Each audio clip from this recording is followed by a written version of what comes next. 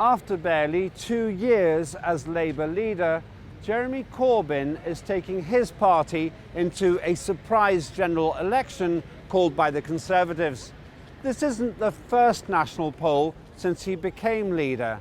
That was the 2016 EU referendum. There have also been 2 sets of local elections in that time, the most recent occurring on the 4th of May 2017. However, the general election will be the greatest test of his leadership, and everyone knows it. Corbyn has also faced other direct challenges. After the Brexit vote, his MPs voted no confidence in him, and Labour MP Owen Smith challenged him for the leadership. Corbyn defeated Smith convincingly.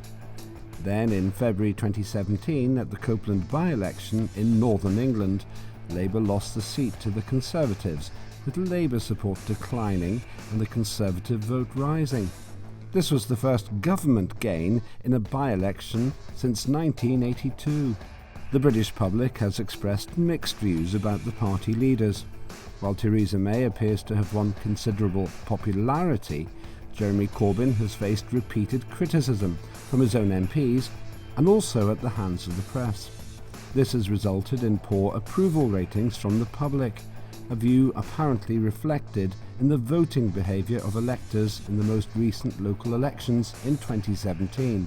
Some blame Corbyn's anti-war stance for his poor ratings. Is Brexit really the key issue of the 2017 general election? And does not wanting to press the nuclear button first make you a pacifist? Simple questions with important answers. In the last 7 years, the Conservatives have taken Britain to war, cut public services and squeezed the NHS. Yet polls suggest a landslide victory for the Tories. Why, in the public's view, is this happening? I think it's complete insanity. It's almost as if they can do anything they like and no one seems to care about it. And actually I think part of the problem isn't just that they seem to be able to get away with it, it's also that the opposition is very weak at the moment. I find it amazing myself, but I think that the opposition is fragmented, unfortunately, and there is no strong leadership. Whatever else one thinks of Theresa May, she appears to be a strong leader, and I think that counts for a lot with people in these uncertain times. I think we wouldn't be in this position if the Labour Party had a different leader, ultimately. I think if there was a real alternative, if there was an opposition party which was advocating a clear position on Europe and was able to get a policy message that could cut through some of the gaffes and some of the distractions, then they wouldn't have this sort of lead in the poll. I think this is a unique situation where there is no real opposition to the Tory party. And I have concerns about the public image of Jeremy Corbyn. So I do think that his policies are absolutely right for our country. He wants to protect the NHS, he wants to protect teachers, he wants to protect and improve salaries for public workers. But I think our press is very right-wing and he doesn't get heard how he should. But also he hasn't got the image of a Prime Minister. I think they're going to be heading towards a landslide victory because I think in our country we've got a very right-wing press. And for the last few years the press has been working first of all against Ed Miliband, and now they're working against Jeremy Corbyn. I think mainly because Labour Party have failed to articulate an alternative path. I don't approve of what they're doing with Brexit, and I don't think they're answering questions about the NHS, which is appalling. It's partly because he wouldn't take a lead in keeping us in the European Union. So, unfortunately, the propaganda was so good on the other side that we had to leave. I think that because it's been 7 years, people don't like change, so they're worried they'll be even worse with Labour in power. There's a number of reasons for this. We'll explore a couple of them. I would say one of the main reasons actually is a lack of strong Labour leadership. Labour need a consistent message. If you ask people what they stand for, people probably don't know. So people want strength and stability. This is the message the Conservatives are ramming home. And I think the other reality we need to face is that there's a creeping nostalgia and nationalism right now in the wake of Brexit. Creeping nationalism, and people like it. And I think the third reason we need to face up to and be a bit honest about is the British state was founded on war and imperialism. And so any head of state which is pro-war ultimately will be popular with many of the people. Conservatives have a perception, so since 2010, that they have a harder view on immigration. So a lot of British people, because they resent, let's say, mass immigration, they still associate that Labour enable a lot of migrants to come over here, where now we're going out of the EU in the sense that Britain can now control its migration. A lot of people will trust that Tories will be more stringent with that control than Labour. So that's one reason. The other one is that it was the bad fortune that the financial crash happened under a Labour government. So that association that Britain, and of course globally, suffered a financial crash is associated with financial mismanagement. So whoever was in power at that point would have been tainted that they couldn't manage the economy. And that unfortunately lay under Gordon Brown 2008, 2009. So inversely, the Conservatives look tougher on immigration and stronger on the economy, even though it's a false narrative because the debt has increased 50-60% since 2010 under the Conservatives, but it's the perception of those two things. Jeremy Corbyn has been viciously attacked since he became leader of the Labour Party. Why has he come under such sustained attack? We asked the public. I think for a couple of reasons. One is that stylistically he's not like most politicians, so he doesn't really play the game. You can see when he answers questions he's genuinely thinking about what the answer is, and I think the problem is that in this instant 10-second culture his answers are too long and too complicated, and people don't listen to the whole answer, they listen to a tiny soundbite, and unfortunately what you get is a very unnuanced, a very basic perception of what he's trying to do, and I think it served him badly, unfortunately, and it's a shame because I like that. Because of what I've just said, I don't think he comes across as a leader. I respect some of his ideas, and I think he has a lot to offer his own political party. But I'm afraid he lacks, to me, that strength and leadership that is so badly needed in a Prime Minister. I think that the Labour leaders have struggled to get their message through because of a lack of message discipline, really. I think there's been a scattergun approach. You've seen members of the Labour Party trying to get a message across on certain issues, and then there'll be a distraction. Will be someone part of their core team will go and say something off message, and that detracts from the media coverage they're going to get. So it's been difficult for people to know where they stand on some issues. Partly for some of what I've said, but unfortunately he also needs to be part of a team of ministers, and I think he's lost the support of some of the ministers that were traditionally for Blair. So he has lost a lot of the I think the team support that he needed as well to help bolster. Also, I think with the Brexit, he really didn't take a stance on that, which was made us as members really cross, because we were unclear about what he felt about that. I think he's under attack because, like I said, it's a lot to do with the press, and also he doesn't cut a very high profile. When he's speaking in Parliament, he makes things very personal and he brings it down to a very ground level. All I can put it down to is probably his skills of presentation, perhaps, unfortunately, but whether he liked to admit it or not, sometimes presentation is more important than policy, which I think is where he's failing. I think for two reasons. One is that obviously it's mainly a right-wing media that's attacking him, and secondly is that he's failed to run to the microphone in a way that keeps the media happy. I think that he's not the normal type of Labour leader, and also people say that he's not strong enough to be Labour leader, so that's why he comes under attack. Okay, so to be fair, I think Jeremy Corbyn has actually had some pretty decent press, but in answer to your question, why has he had bad press? I think if you're anti-war, you're anti-austerity, you're anti-cuts, this is never going to be a popular position in a Murdoch-owned press. You know, the Murdoch-owned press is pro-war, pro-austerity. Corbyn stands against these things, and so that's why he gets a grilling in the media. Okay, so Jeremy Corbyn, because he's a socialist, overall his message is that he threatens the continued transfer of state provision that is going into private hands. So he said things like he wants to renationalise the railways. He said he wants to have a fully nationalised NHS. His opponents within the Labour Party, outside of the Labour Party, within the media, they are interest groups aligned with private finance. So he's coming under attack left, right and centre from his own party, from outside his party, and of course the media, who are in collusion with the groups that are on the side of private finance. So that's why it has been relentless since he came, because he threatens the neoliberal economic system in the UK, and ultimately, if Britain was a successful socialist country, he'd be threatening it, you know, in the whole Western world. Does the public trust any of the leaders of the mainstream parties in this election? We put that to them. No, not really. I mean, I suppose I would trust Jeremy Corbyn if...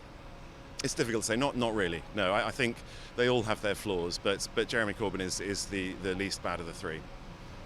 I don't at the moment see a strong leader emerging in another party. If we go back to the likes of Paddy Ashdown in the Lib Dems, people like Dennis Healey, who never made it in the Labour Party a generation ago, there were always other people who one felt were of the calibre to possibly run the country. I don't see that at the moment, and I think that's what's sadly lacking in democracy in this country at the present time. I trust the Labour Party, the majority of them. I think they have good intentions. I think there are good ideas there. I'm not sure to what extent I trust the leader to be able to lead the party. I certainly don't trust the Conservatives. Absolutely not. If the Labour Party were to get in, then I would trust that they would be trying to stick to their manifesto.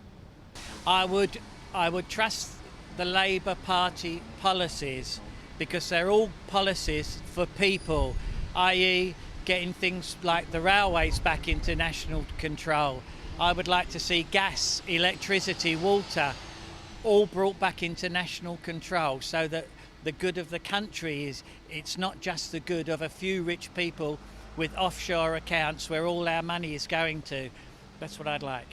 You've got to always remember, every political party will always make a promise before an election. Whether they keep it is very highly debatable, and in most cases they never ever to completely fulfil their promises. So in that sense, no, you can't trust any of them. Yeah, I trust Labour. I think Labour would do a good job with the country. They've got a progressive mandate. I think looking at what they're proposing and the policies they're proposing, I think putting social justice at the top of their particular wish list is a good thing. I think I trust the Liberal Democrats to a point, but I don't think they're going to get enough people, really. I should probably vote Liberal Democrats, in fact, but because I approve of them, but it's going to do anything, if you see what I mean, to stop the Conservatives winning and stop them taking us out of Europe. I trust Theresa May. In answer to your question, the short answer is no. I think there are admirable individuals at times within the political spectrum, but at the moment I don't really trust any of them. I think the Labour leadership is obviously anti-austerity and anti-war. That will appeal to people. I'd like to trust those sentiments. I think Corbyn is an honest man. I am very wary of the Labour Party as a machine, so no, the answer is no. Yeah, I trust Jeremy Corbyn. I believe he's a lifelong socialist, and because I believe he's committed to socialism, I don't think by him trying to assume power, I don't think it's to exploit a private interest. So if he was to become Prime Minister, I don't think you'd find that him or people that are close to him personally benefit from the power that he'd assume. In the 2017 local elections, Conservatives gained 563 seats, winning a total of 1,899, with the Labour Party declining by 382 seats to 1,152. The Tories therefore overtook Labour in these elections. Also, since May 2015, the Conservatives have consistently led in the polls. Recent polls give Labour ratings in the mid-20s, while the Conservatives are in the mid-40s. People are calling this the Brexit election.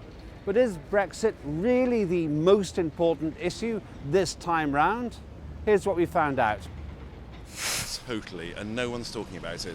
The thing that really annoys me is that, what Corbyn could be doing is rallying the country behind another option than to send ourselves to our own economic doom. It's crazy that no one's offering any kind of opposition to what is the most tragically bad decision, and so obviously bad as well. So yes, Brexit to me is by far the biggest issue, and the one that is getting the least, to my mind, coverage from opposition parties. Brexit is not the issue in my view. There are so many fundamental social issues to be sorted in this country: the National Health Service, the future of adult social care provision, education, are all areas which are crying out for money, never mind mending the potholes and other matters that are responsibility of the public sector. I don't think it's it's one of the most important issues facing the country. It's not the only issue, but I definitely think it's the central issue of this election. I think that's what's going to be on people's minds when they go to vote on the 8th of June, above everything else.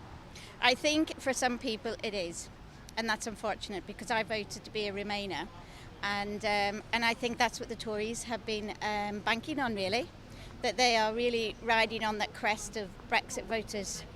I don't think it is at all. I think the important thing in this election is going to be the health service, a lack of housing, social housing, which the Conservatives sold thousands and thousands of houses in the 70s. Council and social housing they sold in the 70s, but they haven't rebuilt it. Beg your pardon, 70s and 80s.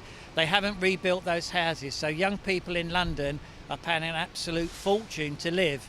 The real issues are not being discussed around Brexit. It's just talk about how you manage hate and fear and prejudice, right? That's all what's encapsulating the headlines, whereas the real issues about how to move the country on are not being addressed. It's very important, I think, that it's done properly, but if we're not going to be able to stop the Brexit happening, I mean, the whole purpose seems to be that the Brexit is going to be forced through. Well, that's not what I'm voting for. I don't want it to happen. I think it'll be a disaster. Where the Brexit's going to happen no matter what happens in the general election, so no, I don't think that's the main issue. That would have been one for the last election. I think this is a really interesting question, and someone asked me this yesterday. On the one hand, definitely yes, because Theresa May has no electoral mandate. She actually campaigned to remain. Now she's acting as if she's always been a Brexiteer, and she needs an electoral mandate.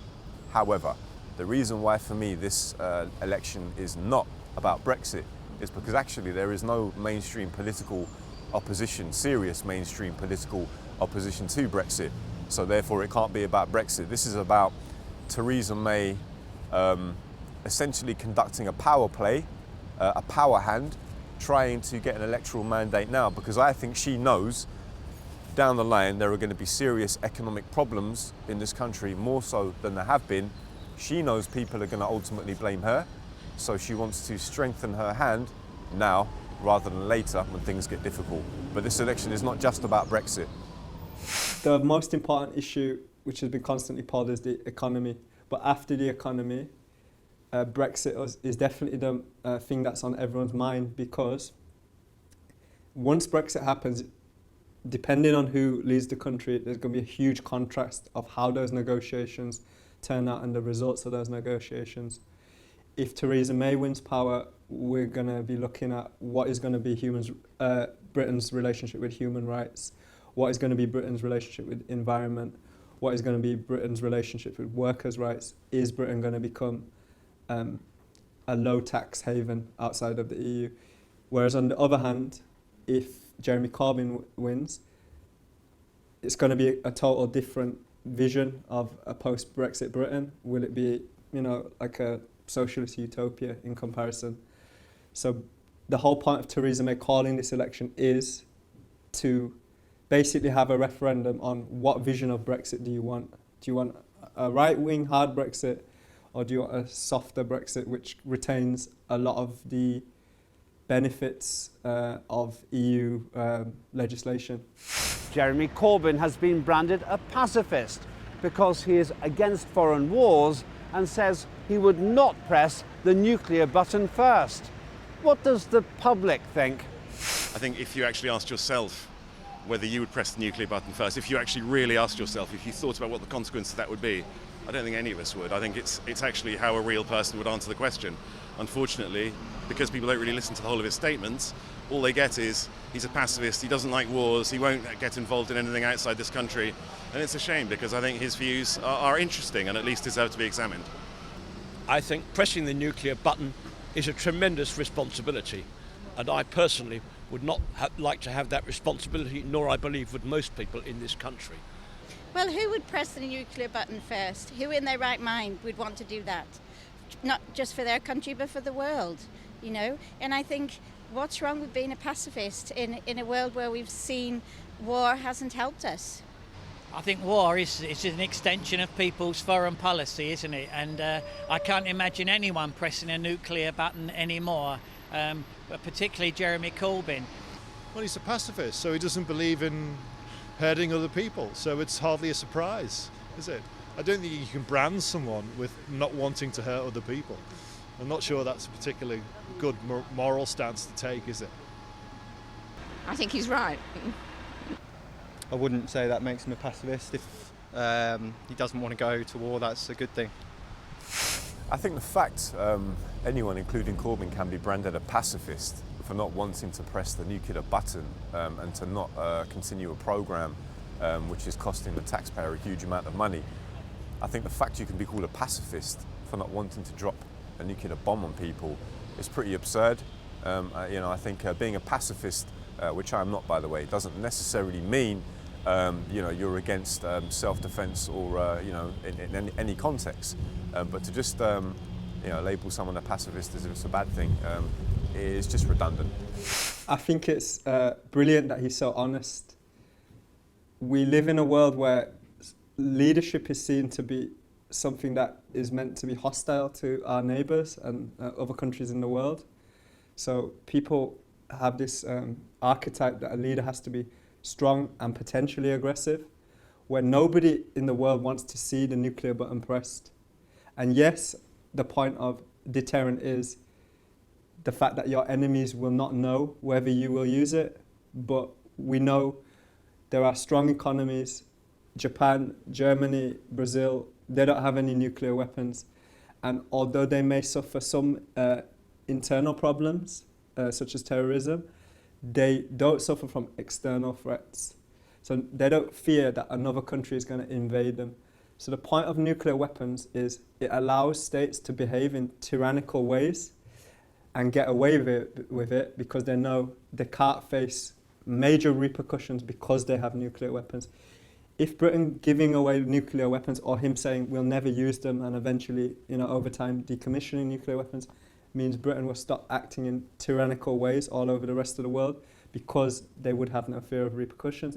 If it would mean they would have fear of repercussions, then it's something I'd love to see. While some blame Corbyn's overall approach to leadership for his poor ratings, others blame Corbyn's position on British foreign policy and Palestine, and his opposition to a nuclear-first strike for Labour's bad results and the massive Tory lead. Jeremy Corbyn has stood up for Palestinian rights. He's been a strong voice against Britain's foreign wars in the Middle East. Is this why the British press has attacked him so much? His resistance to Britain's military endeavours may be good for saving lives, but if much of the British press have their way, it may also be good for losing votes.